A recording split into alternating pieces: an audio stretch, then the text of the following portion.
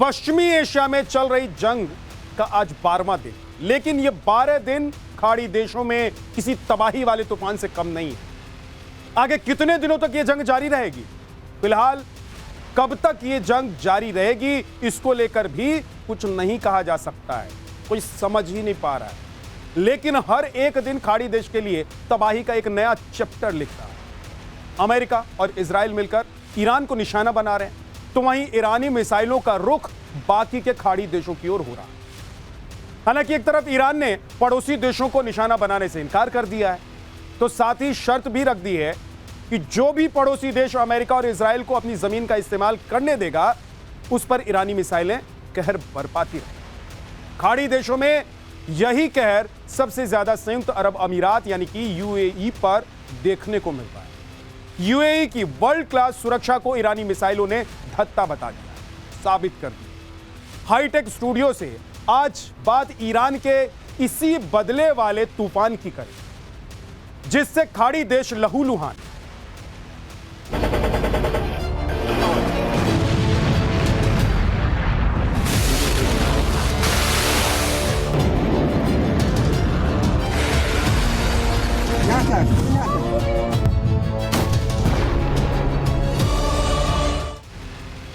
तो इससे जुड़ी हुई सबसे बड़ी खबर क्या है, सबसे पहले आपको बताता हूं। पश्चिमी एशिया में जंग चल रही है।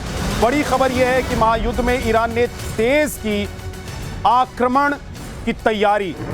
ईरान ने अपने आक्रमण की तैयारी को और धार दे दिया। ईरान ने कई मिसाइलों का सफल टेस्ट कर लिया है। मिसाइल टेस्ट के वीडियो ईरान ने जारी किए।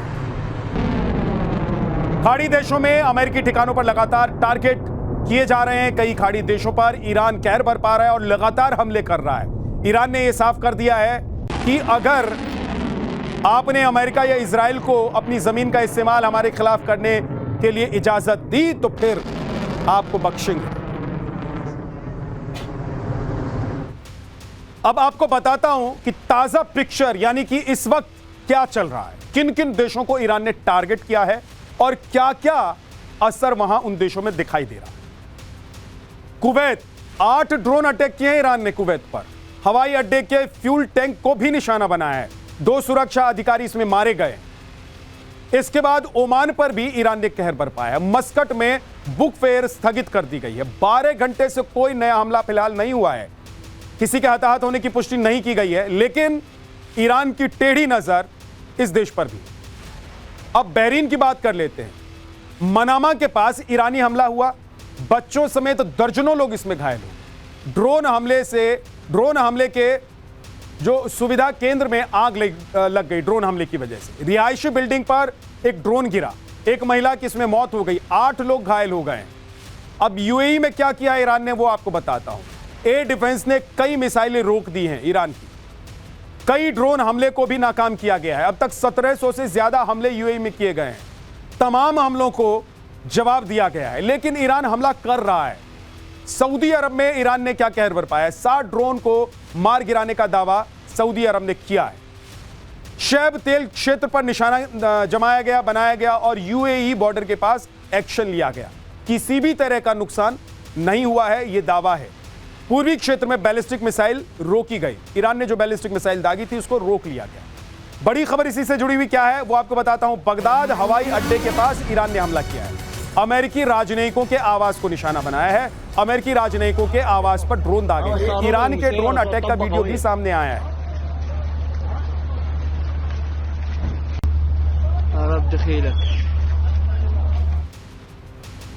ईरान का खाड़ी देशों में क्रूर वॉर जारी है। इतना घातक यह हमला हो रहा है और युद्ध चल रहा है कि आप सोच नहीं सकते। लेकिन इस क्रूर वॉर का सबसे बेरहम चेहरा यूएई में नजर आया। अब तक यूएई में ईरानी हमलों की तस्वीरें जो दिखाई दे रही हैं वो क्या है और उससे क्या हो रहा है वो आपको बताता हूं। 500 से ज्यादा ईरानी बैलिस्टिक मिसाइलें यहां पर दागी गई हैं। 2000 से ज्यादा ड्रोन लॉन्च किए गए हैं। कुल 1700 से ज्यादा मिसाइलें और ड्रोन दागे गए हैं और इजराइल की तुलना में यूएई पर ज्यादा हमला किया गया है। 90% हमलों को रोकने का दावा यूएई की तरफ से किया गया है। हवाई अड्डों, पर्यटक स्थल, दुबई दूतावास पर भी असर इसका दिखाई दे रहा है। 6 लोगों की मौत हुई है, 122 से ज्यादा लोग जख्मी हुए हैं, यानी कि घायल बताए जा रहे हैं। एक और बड़ी खबर आपको बताता हूं, ईरान की मार का असर खाड़ी देशों के टूरिज्म पर भी पड़ा है। इसी से जुड़ी हुई बड़ी खबर यह है कि 11 दिन से खाड़ी देशों के 7 बड़े एयरपोर्ट बंद पड़े हुए, 3400 से ज्यादा फ्लाइट्स पूरी तरीके से कैंसिल कर दी गई। दुबई, हमाद, जायद, शारजा, कुवैत एयरपोर्ट बंद करने पड़े। बहरीन, अल मखतूम एयरपोर्ट भी 1 मार्च से बंद हैं। संयुक्त अरब अमीरात समेत कई एयर स्पेसेस भी बंद हैं। 1 मार्च को मिडिल ईस्ट के 7 एयरपोर्ट्स पर 3400 से ज्यादा फ्लाइट्स को कैंसिल कर दिया गया था। इनमें दुबई इंटरनेशनल एयरपोर्ट, अल मखतूम इंटरनेशनल एयरपोर्ट, कतर का हमाद इंटरनेशनल एयरपोर्ट और अबू धाबी का जायद international airport, Sharjah international airport, Kuwait international airport, Bahrain international airport 11 दिन से बंद पड़े हुए हैं। ये सब पर्यटन स्थल हैं, बड़े पर्यटन स्थल हैं खाड़ी देशों के। कब तक खुलेंगे इसको लेकर अभी कोई मैसेज या जानकारी या सूचना नहीं है कि कब तक ये सारे एयरपोर्ट्स खुलेंगे। आधिकारिक घोषणा का इंतजार किया जा रहा है इन जो एयरपोर्ट्स हैं उनके खुलने का। जब एयरपोर्ट ही बंद पड़े हैं तो लोग कैसे जाएंगे, और जो हालात हैं उसमें लोग जाने से डर भी रहे हैं। यूएई जिसे दुनिया का बड़ा वैश्विक कारोबारी सेंटर भी माना जाता है, ऐसे में ईरान का टारगेट यूएई को बनाने के पीछे बड़ी रणनीति और प्लानिंग है। इस प्लान के जरिए वो वैश्विक व्यापार को निशाना बना रहा है। कैसे, इसे इन पॉइंट से आपको समझाता हूं, कुछ पॉइंट्स आपको बताता हूं। यहां कुल आबादी 1 करोड़ 10 लाख है। कुल आबादी का 90% प्रवासी लोग हैं। यहां 3 दशकों में तेज कारोबार बढ़ा है, बहुत तेजी से यहां पर कारोबार बढ़ा है। बीते साल रिकॉर्ड 9800 करोड़पति आकर्षित हुए हैं, इन्वेस्टर्स यहां पर पहुंचे हैं। इंटरनेशनल करेंसी से दुबई को भारी फायदा होता है। व्यापार, पर्यटन, रियल एस्टेट और वित्तीय सेवा से अर्थव्यवस्था की रीढ़ बनी हुई है। विश्व के तेल भंडार का 6% हिस्सा यूएई में ही है। इसीलिए यूएई पर अटैक जब हो रहा है तो इसका असर भयावह हो रहा है। और कैमरे में ईरान का जो मिसाइल हमला कैद हुआ है वो भी अब आपको दिखाता हूं। ईरानी मिसाइल ने अमेरिकी कब्जे वाले क्षेत्रों में अपने निशाने लगाए हैं और इसकी तस्वीर भी कैमरे में कैद हुई है। यह तस्वीर जारी की गई है। देखिए, जब यह हमला हो रहा था, मिसाइल अटैक हो रहा था, उस वक्त एक व्यक्ति अपने मोबाइल से यह वीडियो बना रहा था और जब इसने इसको साझा किया, जारी किया, तो दुनिया भर में मिसाइल अटैक की लाइव तस्वीरें लोगों ने देखी। अब आपको बताते हैं कि आखिर क्यों संयुक्त अरब अमीरात ही सबसे ज्यादा ईरान के निशाने पर है। ईरान का मानना है कि अमेरिका को ईरान पर हमले के लिए यूएई ने ही उकसाया था और वही जमीन भी दे रहा था। यानी कि जो बेस हैं यूएई के, उसका इस्तेमाल अमेरिका को यूएई ने करने दी। यूएई में प्रमुख पश्चिमी सैन्य अड्डे हैं। पश्चिमी देशों के जो सैन्य अड्डे हैं वो ज्यादातर यूएई में ही हैं। अबू धाबी का अल धारफा हवाई अड्डा, जहां पर यूएई और अमेरिकी आर्मी का बेस है। ईरान पर हमलों में अल धारफा सबसे ज्यादा एक्टिव एयरबेस माना गया है। और दुबई का जेबेल अली बंदरगाह औपचारिक सैन्य अड्डा नहीं है, लेकिन बताया जा रहा है कि इसका इस्तेमाल भी खूब किया जा रहा है। लेकिन मध्य पूर्व में अमेरिकी नौसेना का सबसे बड़ा बंदरगाह है। अमेरिकी वॉरशिप जहाजों की यहां लगातार आवाजाही बनी रहती है। तो एक तरीके से अगर आप देखें तो यूएई की जमीन, बंदरगाह यानी कि पानी का इस्तेमाल अमेरिका कर रहा है और इसी बात से ईरान बिखरा हुआ। और बड़ी खबर एक और आपको बता देता हूं, ईरानी नाकेबंदी से बचने को सऊदी ने तेल एक्सपोर्ट का रास्ता बदल दिया है। ईरान की ओर से हॉर्मुज स्ट्रेट को बंद करने की आशंका के बीच सऊदी अरब ने तेल भेजने का दूसरा रास्ता अपना शुरू कर दिया। रिपोर्ट के मुताबिक सऊदी अरब की सरकारी तेल कंपनी अरामको ने कुछ खरीदारों से कहा है कि वो अब लाल सागर के यनबू बंदरगाह से तेल की खेप उठाएं। आमतौर पर सऊदी अरब अपना करीब 90% तेल रास तनूरा बंदरगाह से निर्यात करता है, लेकिन यह बंदरगाह हॉर्मुज स्ट्रेट के रास्ते से जुड़ा हुआ है, यानी कि होकर गुजरता है। इसलिए जोखिम बढ़ने पर दूसरा रास्ता चुना जा रहा है। और आपको यह भी बता दूं कि यह रास्ता सबसे छोटा है, जबकि जो रेड सी है वो रास्ता बड़ा है। इसलिए भी इस रास्ते का ज्यादा इस्तेमाल अभी तक तमाम मुल्क करते आ रहे हैं। अमेरिका पर शिकंजा कसने के लिए ईरान एक तरफ पड़ोसी देशों को निशाना बना रहा है, मिसाइल मार रहा है, बम मार रहा है, बारूद बरसा रहा है, तो दूसरी ओर समुद्री रास्ते पर माइंस का खेल भी चल रहा है। क्या है ये समुद्री माइंस? और कैसे ये खेल खेला जा रहा है वो अब आपको बताता हूं। पानी के नीचे विस्फोटक का जाल है। जहाजों को नुकसान पहुंचाना समुद्री माइंस का मकसद है और संकरे समुद्री रास्तों में माइंस बिछाई जाती है। सस्ती तकनीक से अरबों डॉलर का नुकसान किया जाता है। स्ट्रेट ऑफ हॉर्मूज में बिछी दर्जनों समुद्री माइंस नुकसान पहुंचाने में काबिल हैं और बहुत कम खर्च से बहुत बड़ा नुकसान दुश्मन का किया जाता है इस तरह के माइंस यानी कि समुद्री माइंस बिछाकर। अब आपको हम एआई से तैयार हुआ एक वीडियो दिखाने जा रहे हैं जिसे देखने के बाद एकदम क्लियर हो जाएगा कि समुद्री माइंस कैसे बिछाए जाते हैं और कैसे ये बहुत ही विध्वंसकारी साबित भी होते हैं और कैसे इसमें होने वाला धमाका बड़े से बड़े जहाजों को डुबा सकता है। अब ये देखिए, ये जो आप एआई के जरिए बनाई गई तस्वीर देख रहे हैं इसमें आप समझ सकते हैं ये पानी के ऊपर से एक जहाज जा रहा है, समुद्र में कई फीट नीचे, कई मीटर नीचे माइंस लगा दिए जाते हैं और जो शिप वहां से गुजर रहे हैं उनको इस बात का अंदाजा नहीं होता और जैसे ये शिप इन माइंस के ऊपर से होकर गुजरते हैं पानी का दबाव बढ़ता है और माइंस ब्लास्ट हो जाता है और नतीजा ये होता है जो आप देख रहे हैं इस इमेजिनरी वीडियो में। नतीजा ये होता है कि पूरा जो शिप है, जहाज है, वो बिखर जाता है ब्लास्ट की वजह से और पानी में, समंदर में डूब जाता है। इस तरीके से देखिए एक बार फिर से, युद्ध के बीच ईरान ने ऐसी माइंस लगाई हुई हैं, बिछाई हुई हैं जिससे कि अपने दुश्मनों को वो नुकसान पहुंचा सके और ये बहुत सस्ता होता है। अगर आप देखें कि शिप या फिर जो आधुनिक वॉरफेयर है उस रास्ते से अगर आप किसी शिप को टारगेट करना चाहते हैं, अपने दुश्मन को टारगेट करना चाहते हैं, तो उसका खर्च और इसका खर्च आप देखें तो ज़मीन आसमान का फर्क है। इसमें सिर्फ माइंस लगा दिए जाते हैं समंदर में और वहां से गुजरने वाले अपने दुश्मन के जहाज़ों को टारगेट किया जाता है। बड़ा धमाका होता है, धमाके की चपेट में आने की वजह से जहाज़ में आग लग जाती है, विस्फोट होता है और जहाज़ पानी में समा जाता है यानी कि डूब जाता है। अब आपको बताता हूं कि समुद्री माइंस कैसे काम करती हैं और ये कितनी तरह की होती हैं, यानी कि कितनी वैरायटीज हैं इसकी। लिम्पेट माइंस, छोटा विस्फोटक, जहाज डिसेबल होगा लेकिन डूबेगा नहीं। जहाज के हुल से विस्फोटक चिपकाया जाता है और गोताखोर समंदर में जहाज के हुल से चिपक जाते हैं। समुद्री जीव लिम्पेट के नाम पर माइंस का यह नाम रखा गया।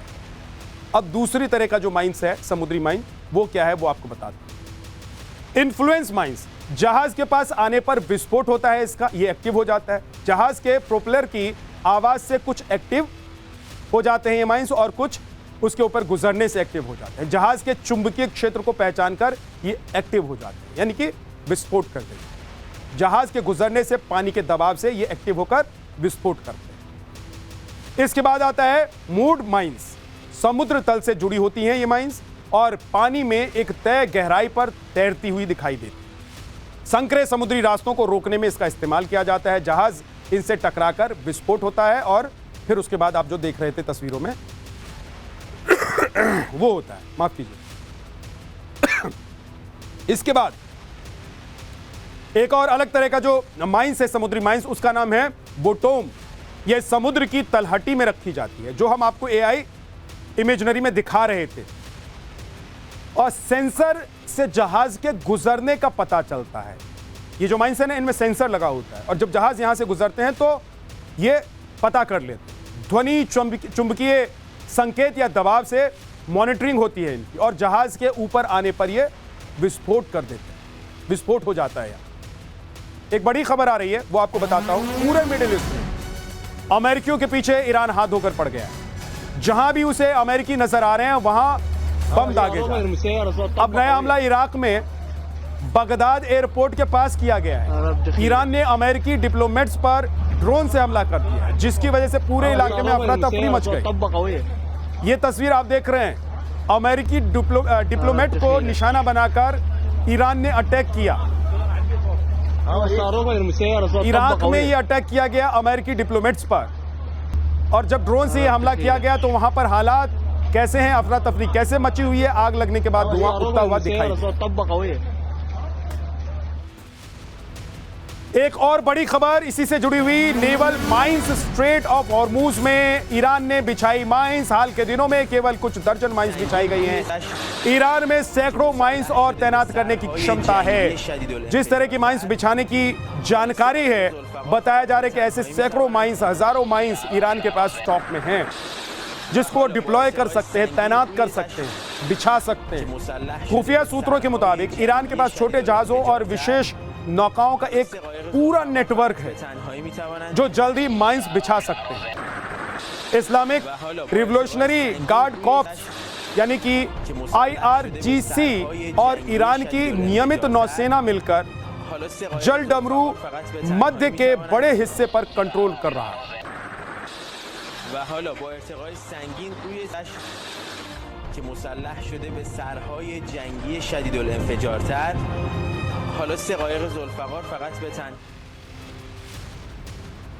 अब आपको यह भी बताता हूं कि ईरान के पास माइंस की कितनी बड़ी ताकत है। अगर माइंस के मामले में देखें तो ईरान कितना ताकतवर और शक्तिशाली, कैसे वो अमेरिका को तबाह कर सकता है। अब समझिए आप, ईरान जो कह रहा है कि हम युद्ध खत्म करेंगे, हम तय करेंगे, ये आप नहीं बताएंगे हमको, और 10 साल तक युद्ध लड़ सकते हैं। क्यों कह रहा है ईरान? ईरान के पास कितने माइंस हैं, कितना भंडारण है माइंस का, वो जान लीजिए। ईरान खुद अपनी समुद्री माइंस बिछाता है। कुछ उन्नत डिजाइन बाकी देशों से वो लेता भी है, जो मिलती जुलती हुई। रूस, चीन या फिर नॉर्थ कोरिया से मिलता जुलता कुछ सिस्टम है जो इनके पास माइंस हैं, उसकी बात अगर करें। और महामारी से पहले ईरान के पास भारी मात्रा में समुद्री माइंस थे।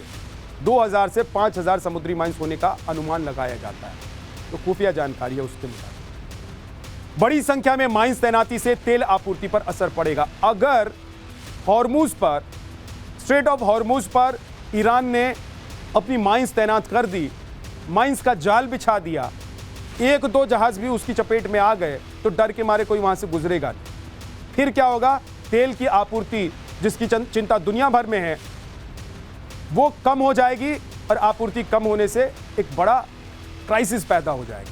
माइंस नहीं हटाई तो कई देशों में तेल की भारी किल्लत होगी। ये माइंस जहाज़ों के लिए खामोश मौत का सामान होते हैं, और इसीलिए इन्हें साइलेंट किलर भी कहा जाता है, समुद्री साइलेंट किलर कहा जाता है। मिडिल ईस्ट वॉर पर बोले हैं प्रधानमंत्री नरेंद्र मोदी। उन्होंने क्या कहा है? उन्होंने कहा है कि महायुद्ध के दौर में आत्मनिर्भर होना जरूरी है।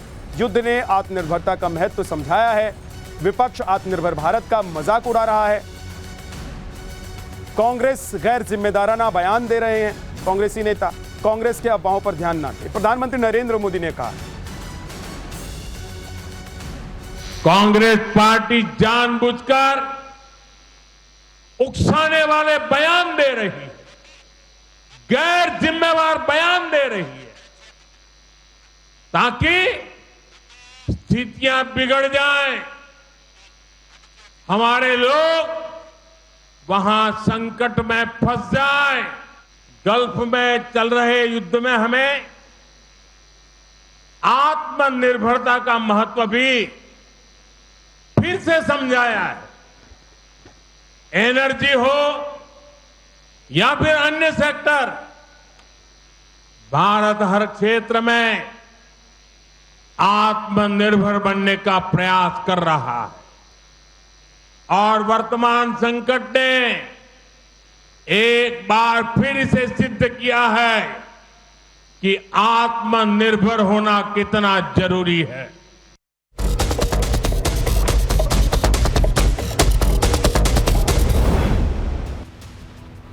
क्या मिडिल ईस्ट की आग दुनिया के लिए खतरा बन चुकी है? यह सवाल इसलिए क्योंकि अमेरिका के डूम्सडे प्लेन अचानक हवाओं में उड़ान भरने लगे। ऐसे में सवाल यह है कि आखिर डूम्सडे प्लेन क्या बला है?